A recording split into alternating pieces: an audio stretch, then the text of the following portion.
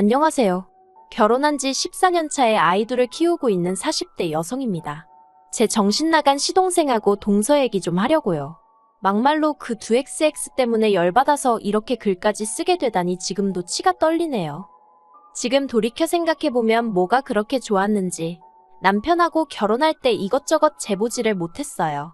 굳이 변명을 하자면 제가 워낙에 어려서부터 어렵게 살다 보니 탈출구를 찾고 있었던 것도 같고요. 그러나 중에 6살 많은 남자가 내가 너무 좋다지 돈도 많이 번다고 하지.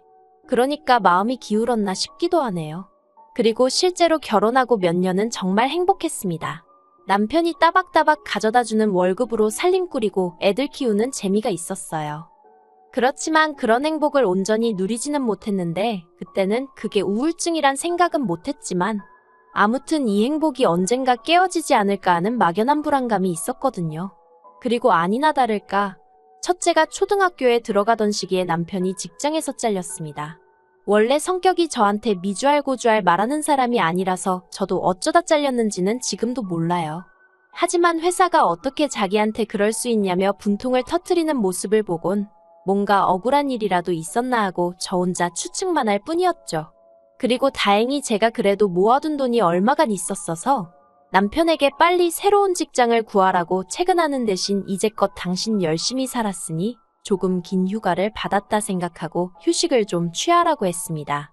그땐 그게 현명하고 배려심 있는 아내의 모습이라고 생각했으니까요. 그런데 지금 생각해보면 괜한 소리를 했던 것 같아요. 직장에서 그렇게 나와서 사람이 바뀐 건지 원래 그런 사람이었는지는 모르겠지만 어떤 일이라도 시작을 해야 돈을 벌어오고 할 텐데 세워라 내워라 하고 술만 퍼마시고 도통 뭐라도 해보려는 생각이 없는 사람처럼 시간을 보냈거든요. 결국 저는 남편에게 언제까지 그러고 살 거냐고 재산이라고 해봤자 얼마 되지도 않는 돈도 이제 거의 다 바닥났다고 정신 좀 차리라고 했어요. 그랬더니 남편이 저더러 너도 나가서 돈 벌어보랍니다. 남한테 아쉬운 소리 들어가며 돈 버는 게 어디 쉬운 일인 줄 아냐면서요. 황당하고 어이없었죠. 결혼 전에는 저도 남편만큼 큰 회사는 아니었어도 직장에 다니는 평범한 회사원이었거든요. 그런데 자기가 먼저 자기는 아내한테 내조받고 싶다면서 회사 관두라고 자기 혼자 벌어서도 먹고 사는 건 지장 없게 하겠다며 호언장담을 할 땐 언제고. 이래서 여자도 능력이 있어야 된다고 하는구나. 정말 별의별 생각이 머릿속을 스치대요.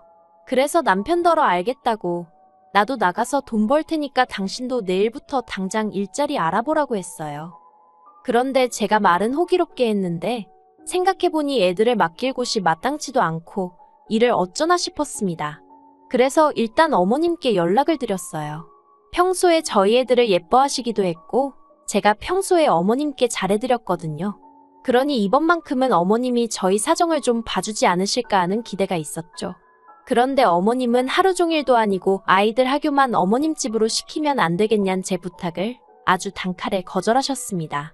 네 애는 네가 키우라면서요. 틀린 말씀은 아니었지만 너무 야속하더라고요. 참고로 친정부모님께서는 저희 집에서 4시간 이상 걸리는 곳에서 살고 계셨습니다. 그러니 한마디로 물어보나만 한 상황이었죠.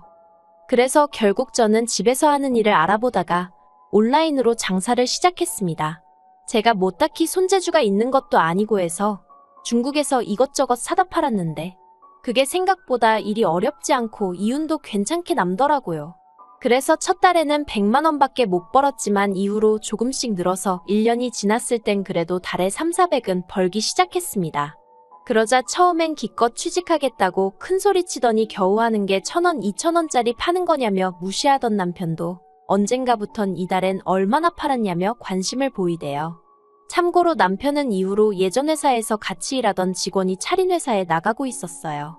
일하는 시간은 저보다 길면서 돈은 저보다 덜 벌었고요.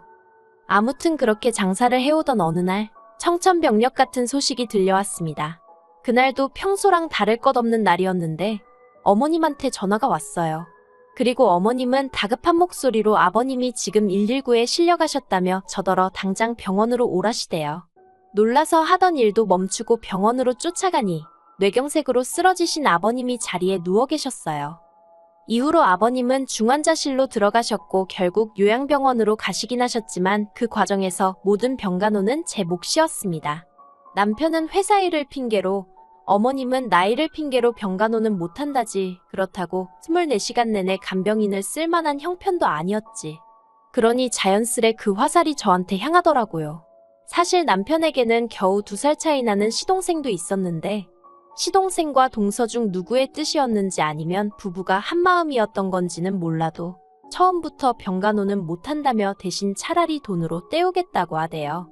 그래서 제가 돈은 나도 있다고 했지만 뭐 무조건 못한다고 배째라고 나오니 한마디로 제가 어떻게 할 방법이 없었죠.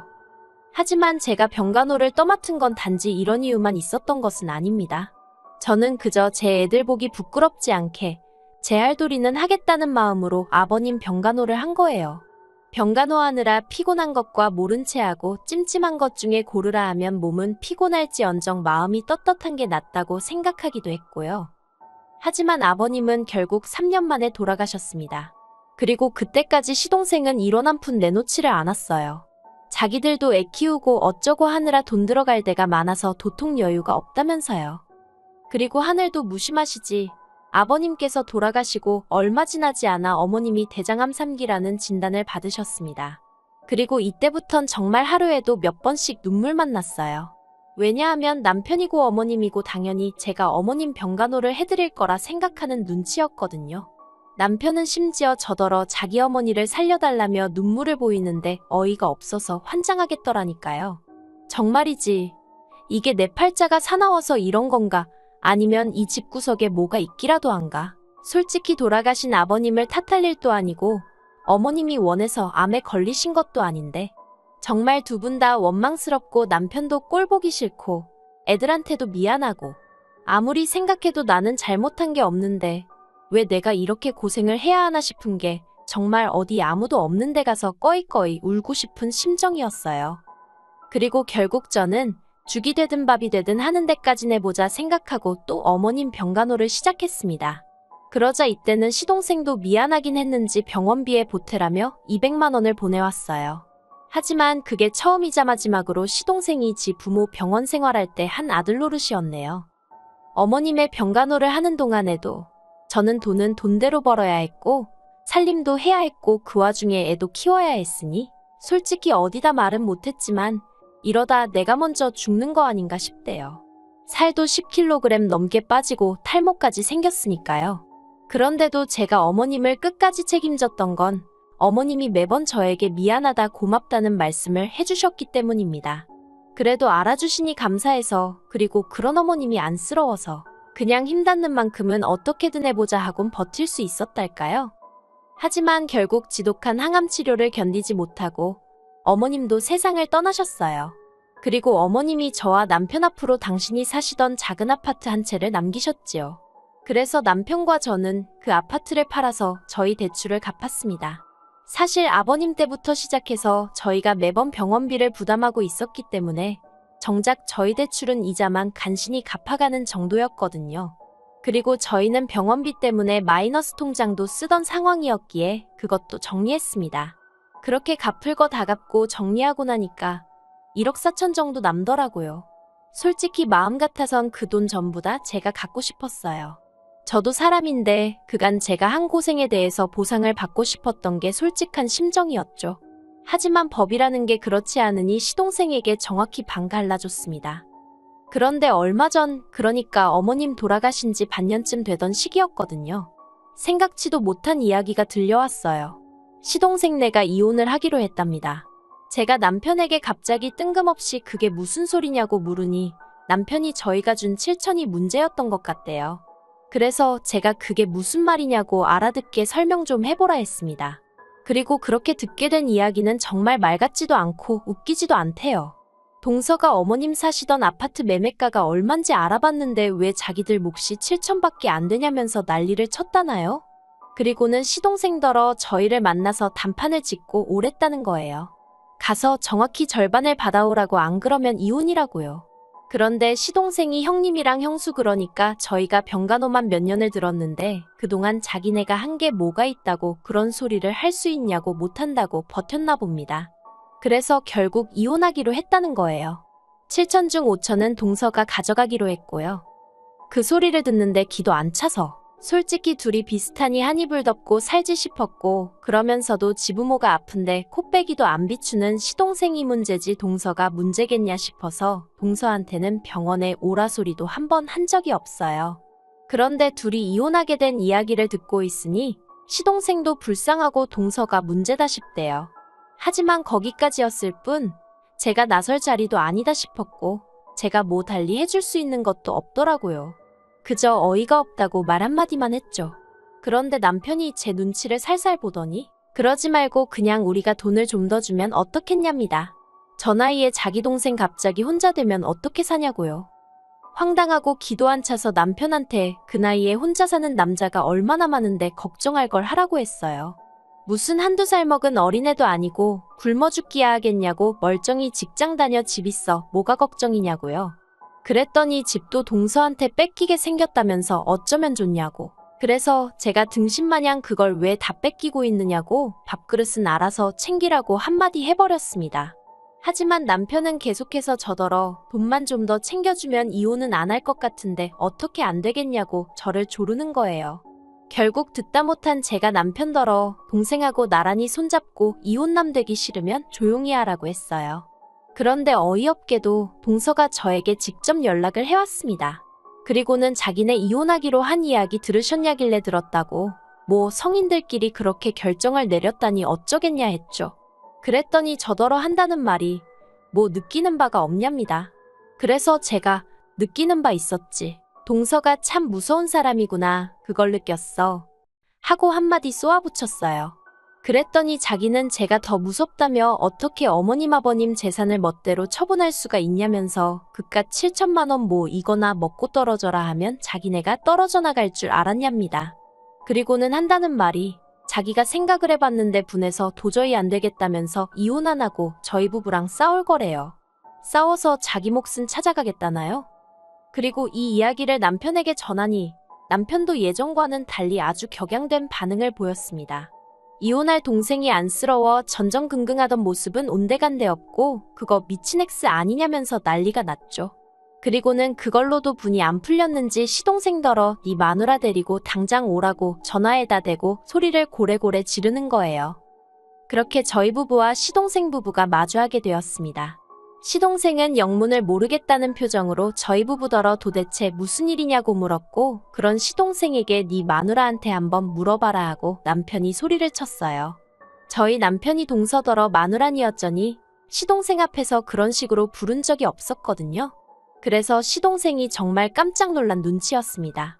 그리고 그때 동서가 자기가 뭐 못할 말이라도 했냐면서 시동생더러 내가 형님한테 법적으로 해보자고 그랬다고 싸워서라도 우리 목숨 받아내겠다고 그랬어. 하고 언성을 높이대요. 그러자 시동생은 한숨을 푹 내쉬었는데 놀랍게도 그게 다였어요. 솔직히 저는 시동생이 자기 마누라한테 뭐라고 말 한마디라도 할 줄 알았습니다. 네가 뭔데 나서냐? 가만히 있어라 뭐 그런 말이요. 그런데 시동생은 화를 내기는커녕 저희 남편더러 그래서 지금 자기더러 어쩌라는 거냐고 무슨 애도로 이런 자리를 만든 거냐고 짜증을 내기까지 했죠. 역시 서로 비슷하니 한 이불 덮고 살지 않은 제 생각이 맞다 싶었습니다. 그리고 그런 시동생에게 남편이 네가 사람 자식이 맞냐면서 기어이 주먹질을 하려는 걸 제가 간신히 말렸어요. 혹시나 나중에 법적으로 정말 다투게라도 되면 괜히 트집 잡힐 일이나 생길 것 같단 생각에 본능적으로 남편 주먹을 낚아챈 거죠. 남편은 분을 삭히지 못하고 씩씩거리며 시동생더러 어디 한번 마음대로 해보라고 욕을 퍼부었고 그러자 시동생이 조금 전 기세는 온데간데 없이 아 진짜 형 한 번만 좀 도와줘. 정말 내가 이혼당하는 꼴을 봐야 직성이 풀리겠어 하는데 남편이 당장 눈앞에서 꺼지라며 네가 원하는 대로 법대로 해보자고 그러대요.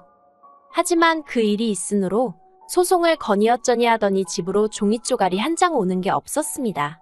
대신에 어처구니 없는 소식이 들려왔지요. 한통 속인 것 마냥 굴던 시동생 부부가 이혼 소송 중이라고요. 속사정이 정확히 어떻게 된 건진 모르겠지만 시동생이랑 동서가 서로 탓을 하고 있다나요. 시부모님 생전에 시동생이고 동서고 뭐 한 게 없으니 법적으로 재산 가지고 다퉈볼래도 답이 안 나온다 싶었던 건지. 뭐 아무튼 저희야 그쪽에서 어떻게 나오든지 간에 이번엔 형제고나 바리고 한번 제대로 붙어볼랬더니 웃기지도 않네요. 사람이 사람돌이는 하고 자기 권리를 찾아야지. 정말이지 그런 심보로 살면 언제가 됐든 벌 받는다고 그 말 한마디 해주지 못한 게 한입니다.